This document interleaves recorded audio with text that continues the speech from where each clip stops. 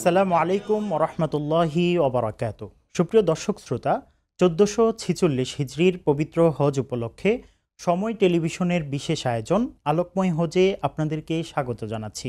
হজের আগে প্রতি শুক্রবার সকালে ধারাবাহিকভাবে হজের গুরুত্বপূর্ণ কিছু আলোচনা নিয়ে আপনাদের সামনে হাজির হব ইনশাআল্লাহ। আজকের অনুষ্ঠানে আপনাদের সঙ্গে আছি আমি মুফতি আবদুল্লাহ তামিম। আমাদের সঙ্গে অতিথি হিসেবে আমাদের স্টুডিওতে উপস্থিত হয়েছেন ইসলামী আলোচক খতিব শায়েখ আব্দুল হাই মোহাম্মদ সাইফুল্লাহ। মুহতারাম, আসসালামু আলাইকুম ওয়া রাহমাতুল্লাহ। কেমন আছেন? আসসালামু ওয়া রাহমাতুল্লাহি ওয়া বারাকাতুহু। আলহামদুলিল্লাহ, ভালো আছি। সুপ্রিয় দর্শক শ্রোতা, আজ আমরা আলোচনা করব প্রেমময় ইবাদত হজের মাধ্যমে আত্মশুদ্ধি অর্জনের উপায় ও হজের সঙ্গে সম্পৃক্ত নানা গুরুত্বপূর্ণ বিষয় নিয়ে। মুহতারাম, প্রেমময় ইবাদত হজ, এই হজের গুরুত্বপূর্ণ একটি বিধান হচ্ছে ইহরাম বাঁধা। ইহরাম আসলে কি? জি, বিসমিল্লাহ, আলহামদুলিল্লাহ, ওয়াসসালাতু ওয়াসসালামু আলা রাসূলিল্লাহি ওয়া বা'দ। হজের আমাদের সফরে বা হজের আনুষঙ্গিক যতগুলি কর্তব্য আছে এর মধ্যে অন্যতম একটি ফরজ হচ্ছে আমাদের জন্য ইহরাম। কিন্তু আমরা অনেক সময় মনে করি ইহরাম কেবল একটি কাপড় পরার নাম, কিন্তু ইহরাম কিন্তু একটা হালতের নাম। ইহরাম একটি নিয়তের নাম। ইহরাম অবস্থায় বান্দা যখন আল্লাহ রাব্বুল আলামিনের কাছে যায়, অধিকাংশ সালাফরা বলতেন পৃথিবীতে যত ধরনের ইবাদত করা হয়, সালাত, সিয়াম, জাকাত, এইগুলিতে বান্দা যখন প্রেমের উদ্বেল হয় তার রবের সান্নিধ্য পাওয়ার জন্য, রব তখন তাকে ডেকে নেন তার ঘরে, যেহেতু বাইতুল্লাহ আল্লাহর ঘর। আর এই বাইতুল্লাহ যখন যায় তার হালতটা তখন এহরাম হয়, তথা সে মুহরিম হয়। মানে সে এমন সেলাইবিহীন 2 খণ্ড কাপড় পরছে অথবা এমন একটা অভিরুচি নিয়ে সেখানে রওনা হচ্ছে যে তার আর ব্যক্তিগত কোনো ইচ্ছা নাই। তার যে আর্থিক অবস্থান সেটি এখন মিটিয়ে ফেলেছে সে, তার যে সামাজিক অবস্থান এই অবস্থান সে এখন মিটিয়ে ফেলেছে, তার যে পারিপার্শ্বিক বিভিন্ন ধরনের তার অবস্থান সেগুলো সব মিটিয়ে ফেলে সে এখন নিরেট আল্লাহর জন্য একটা হালতে উপনীত হয়েছে যে আমি রব আপনার প্রেমের ডাকে আপনার সান্নিধ্যে আমি যাওয়ার জন্য তৈরি হয়েছি। এমন একটি হালতের নাম যে আপনি আপনার বৈধ স্ত্রীর সাথে এই সময় সম্পর্ক রাখতে পারবেন না, আপনি চাইলে আপনার নখটুকু কাটতে পারবেন না, আপনি চাইলে আপনার চুলটুকু উঠাতে পারবেন না, আপনার তেল ব্যবহার করতে পারবেন না, সুগন্ধি ব্যবহার করতে পারবেন না। মানে পৃথিবীর সব মানুষগুলোকে আল্লাহ ইকুয়াল বানিয়ে আল্লাহর সামনে নিয়ে যাচ্ছেন। এটা হচ্ছে প্রেমের সবচেয়ে বড় নিদর্শন। এই জন্য আমরা বলি এহরাম নিছক কোনো পোশাকের নাম নয়, এটা একটি হালতের নাম, প্রেমময় রবের দরবারে হাজির হওয়ার একটি পদ্ধতির নাম। এই যে ইহরাম বাঁধার পর একজন হাজি লাব্বাইক আল্লাহুম্মা লাব্বাইক বলে ধ্বনি তোলে, এই লাব্বাইক বলার পিছনে কারণটা কি? এটা কেন বাধ্যবাধকতা করে দেয়া হয়েছে? প্রত্যেকটা দেশের জন্য একটা সঙ্গীত আছে যেটা জাতীয় সঙ্গীত বলতে পারি আমরা। তো আল্লাহ রাব্বুল আলামিনের কাছে বান্দা যখন হজের জন্য হাজিরা দিতে যায়, এটা হচ্ছে তাদের জন্য সঙ্গীত। কেননা হজের সফরে মুহরিম হওয়ার পর থেকে তালবিয়া ছাড়া আর কিছুই নাই তার জীবনে, এবং এই তালবিয়ার গুরুত্ব এত বেশি যে বান্দা যখন বুঝে তালবিয়া আদায় করে, আল্লাহ রাসূল সাল্লাল্লাহু আলাইহি ওয়াসাল্লাম বলছেন আশপাশের যত গাছ, পাহাড়, পর্বত যা কিছু আছে সবগুলোই বান্দার সাথে তালবিয়া পড়তে শুরু করে। এখন কেন এই মহাবিশ্বের সব কিছু তার সাথে তালবিয়া পড়ে? এর মধ্যে 3টা নিবেদন আল্লাহর জন্য আছে। প্রথম নিবেদন তো আল্লাহর কাছে বলেছি লাব্বাইক আল্লাহুম্মা লাব্বাইক, রব আমি আপনার কাছে হাজির হচ্ছি। এরপরে স্বীকৃতি দিচ্ছে আল্লাহ এমন রবের কাছে হাজির হচ্ছি লা শারীকা লাক, যার কোনো শরীক নাই। কিন্তু আল্লাহ আমি যার কাছে হাজির হচ্ছি তার ব্যাপারে আমার 3টা বক্তব্য আছে। ইন্নাল হামদা, এতদিন পর্যন্ত অনেক প্রশংসা, অনেক কিছু, অনেক ধরনের মানুষের খোশামদ এগুলো আমি করেছি, কিন্তু আজকে আমি গ্যারেন্টার হচ্ছি আল্লাহ প্রশংসা বলতেই তোমার জন্য। দুনিয়ায় প্রশংসা করতে হয় কিন্তু কোনোটাই আসলে যৌক্তিক বা কোনোটাই একদম চূড়ান্ত নয়, চূড়ান্ত প্রশংসা তোমার।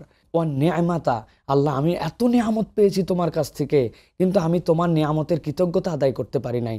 আমি অনেক সময় বলে থাকি আমি এ পেয়েছি সে পেয়েছি, কিন্তু আমার চোখ না থাকলে হয়তো আমি দেখতেই পেতাম না, আমার হয়তো হাত না থাকলে আমি আল্লাহ রাব্বুল আলামিন এই কলম দিয়ে সিগনেচারই করতে পারতাম না, এই বিদ্যা বুদ্ধি আমার কিছুই লাগতো না। আমার মতো দেখতে কত মানুষ আছে, কিন্তু তার ব্রেনটা অল্প একটুখানি উল্টাপাল্টা হয়ে যাওয়ার কারণে মানুষ তাকে পাগল বলতেছে।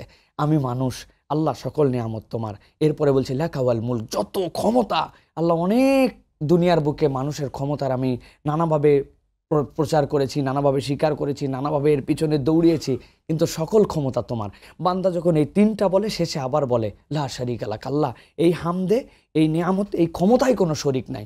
বান্দা এই তালবিয়াটা যদি বুঝে বলে তার হজ এর মধ্যে আছে। হজে যারা যাচ্ছেন জি, তাদের আরেকটা বিধান পালন করতে হয়, জি, সেটা হচ্ছে সাফা মারওয়ায় সাই করা। জি।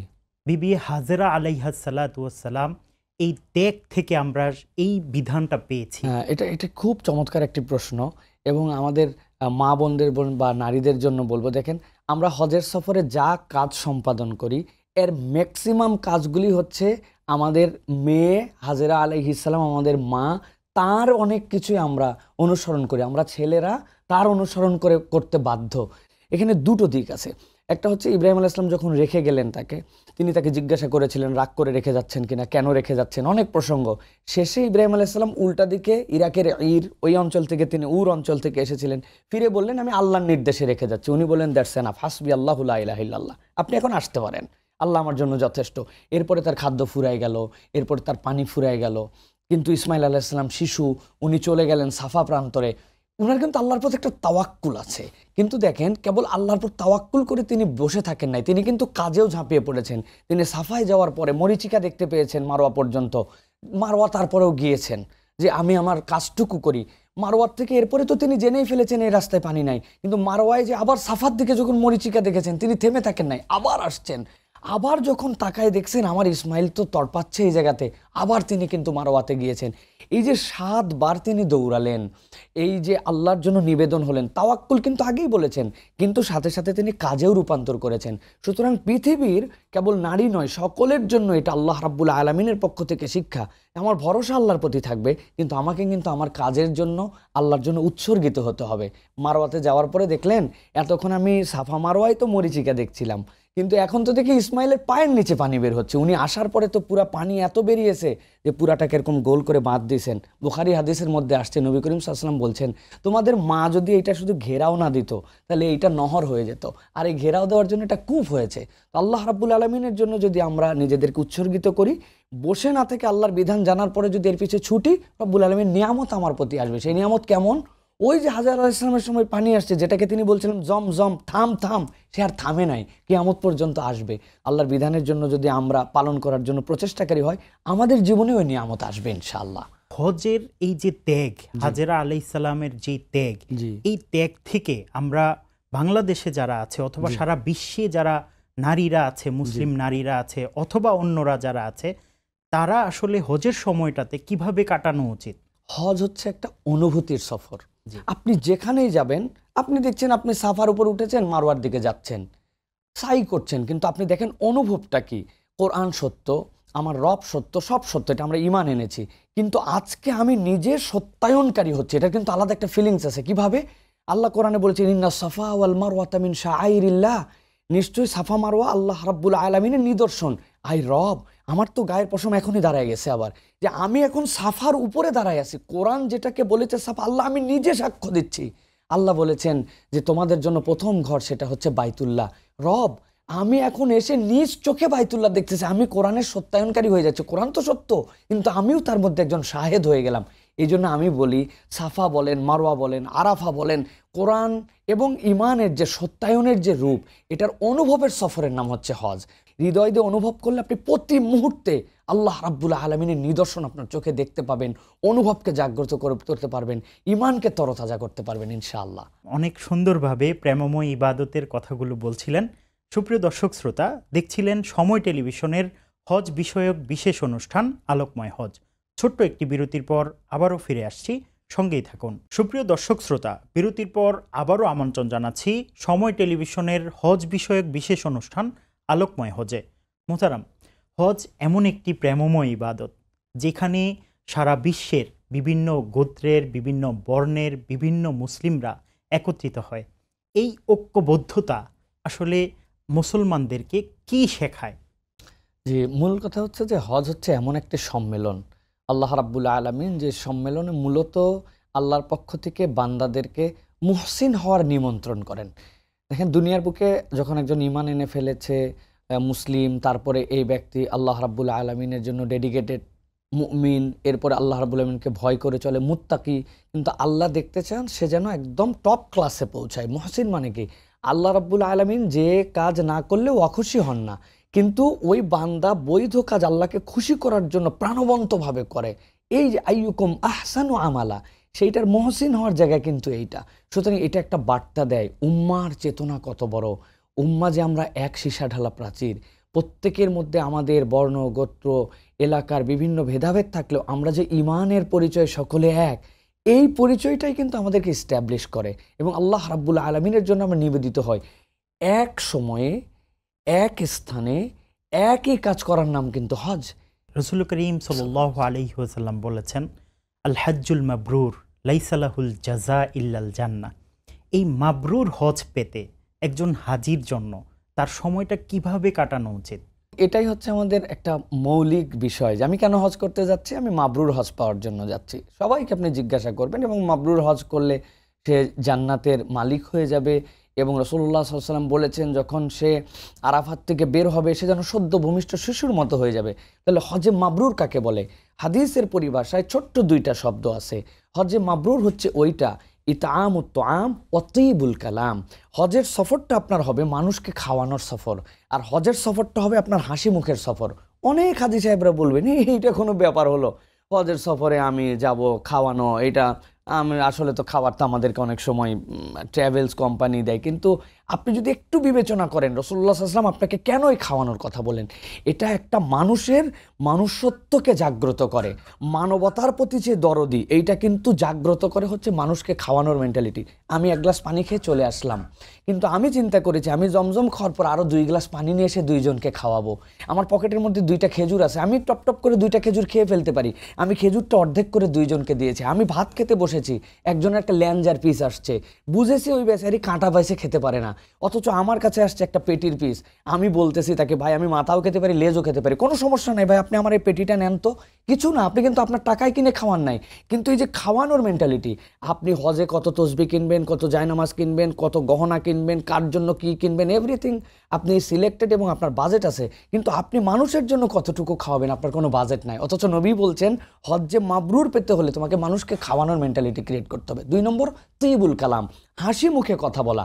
বিশ্বাস করেন আমার বহু হজের অভিজ্ঞতা আমি বলতে চাই তামিম ভাই, গতবার আপনি হজে ছিলেন, যে মানুষের কাছে সবচেয়ে কঠিন হজের সফরে হাসি মুখ ধরে রাখা। মানুষ পারে না, মনে করে যে হাসি মুখ ধরে রাখতে পারবো, কথায় কথায় মানুষ বিরক্ত, কথায় কথায় মানুষের রাগ, শয়তান এই সময় যেন ঝাঁপায় পড়ে যে মানুষকে বিরক্তি দেওয়ার জন্য এবং মানুষের মধ্যে রাগ ক্রিয়েট করার জন্য। এই জন্য হাসি মুখ ধরে রাখা পৃথিবীতে এর থেকে বড় কঠিন কাজ ওই বাস্তবতায় নেই। আল্লাহ এই দুটার পরীক্ষা আপনাকে উৎকর্ষিত হতে চান। আমি এই জন্য মাঝে মাঝে বলি 3টা গুনাহ আছে মুখের আর 3টা গুনাহ আছে অন্তরের। এখান থেকে বেঁচে যদি থাকেন তাহলে আপনি হাসি মুখটা ক্রিয়েট করতে পারেন। মুখের গুনার 1 নম্বর মিথ্যা, 2 নম্বর গীবত, 3 নম্বর গালাগাল। আরেকবার রিপিট করি, মিথ্যা, গীবত, গালাগাল। আর অন্তরের গুনাহ কি? রিয়া, হিংসা আর পরনিন্দা। এইটা যদি আপনি নিজেকে এখান থেকে যদি সেভ করাতে পারেন, দেখবেন আপনার হজের ফিলিংস আপনি পাচ্ছেন। আপনার অন্তর্ভর্তি পচা হিংসা, অন্তর্ভর্তির লৌকিকতা, লোক দেখানো, অন্তর্ভর্তি আপনার হচ্ছে গীবত, গিল্লা, পরনিন্দা আপনার মধ্যে ভরে আছে, তাহলে আপনি তো এই ফিলটা করতে পারবেন না। সুতরাং ফিল ফ্রম ইয়োর হার্ট, আপনি আপনার অন্তর থেকে অনুভব করেন, ইনশাআল্লাহ হজটা সুন্দর হবে। যারা হজে যাচ্ছেন জি, তাদের জন্য আপনার কি বার্তা থাকবে?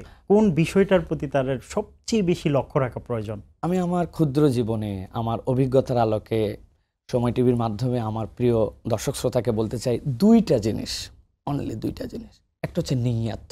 আপনার নিয়াতই সব।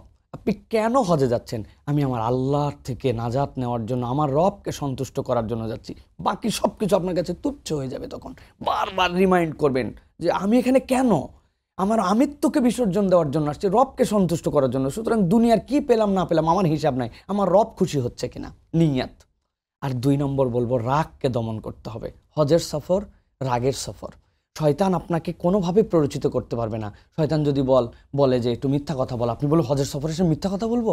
আপনি ওয়াশরুমের মধ্যে ঢুকেছেন, দেখছেন আগের একজন গোসল করে বিশাল টাকার একটা বেল্ট রেখে গেছে, আপনি চিন্তা করছেন মাশাআল্লাহ, টাকা বোধহয় আল্লাহ আমার পক্ষে নিয়ামত হিসেবে দিয়েছে। আপনি কখনো এটা নেবেন না। আপনি বলবেন নাউজুবিল্লাহ, এটা আগে পৌঁছায়, তার মানে টাকা দিয়ে গাফেল করতে পারবে না। ফজরের সময় ঘুম, তা ঠিক আছে একটু ঘুমাই না, আমি না এখানে আসছি, আমি কেমনে ফজর না পড়ে শুয়ে থাকি? আপনি আরও আগে উঠে তাহাজ্জুদের সময় চলে যাবেন। তাহলে আপনারে শয়তান পারে না নামাজ থেকে বঞ্চিত করতে, আপনারে পারে না টাকা পয়সার ধোকা দিতে, আপনারে পারে না অন্য কিছু করতে। শয়তানের ধোকা রাগ, আপনারে শুধু হুদামিসা রাগাই দিবে, যে আপনার হজকে ধ্বংস করে দেওয়ার জন্য চেষ্টা করবে। নিয়াত শুদ্ধ করেন আর হজের রাগকে দমন করেন, আপনার হজ সুন্দর হয়ে যাবে ইনশাআল্লাহ। শুকরিয়া মোহতারাম, আমাদেরকে হজ বিষয়ক অত্যন্ত গুরুত্বপূর্ণ আলোচনা করবার জন্যে, শোনানোর জন্যে এবং সময় টেলিভিশনকে সময় দেওয়ার জন্যে ধন্যবাদ। সুপ্রিয় দর্শক শ্রোতা, এতক্ষণ পর্যন্ত দেখছিলেন হজ উপলক্ষে সময় টেলিভিশনের বিশেষ আয়োজন আলোকময় হজ।